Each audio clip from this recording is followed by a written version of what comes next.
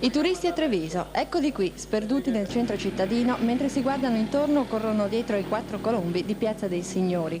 Un'immagine desolante se si pensa alle potenzialità che questa Treviso ha e non sfrutta.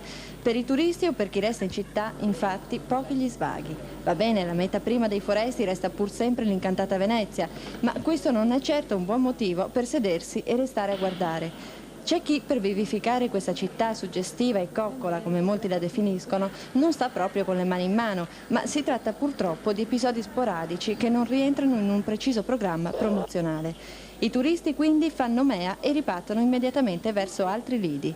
Da dove venite? Da Norvegia. E cosa avete visto qui in giro per Treviso? Finora niente, siamo andate proprio qui, subito, adesso. Cosa stavate cercando? Stiamo cercando un negozio. È chiuso ancora? Sì, ancora. Poi ci fermiamo un'ora e andiamo a Venezia. E che fa la gente di sera qui a Treviso? Come diciamo così, divertimenti la sera, purtroppo in città non c'è molto, come sapete. Per fortuna in piazza adesso hanno aperto quella, alla loggia hanno avuto l'idea, c'è qualcuno che ha avuto la fortuna di poter gestire questo locale, hanno riaperto in Piazza dei Signori, hanno messo il caffè concerto, queste cose qui, e quello è senz'altro un'attrattiva molto importante e determinante per il turista. Qualcuno comunque ha deciso di risvegliare la città da questo sonno estivo.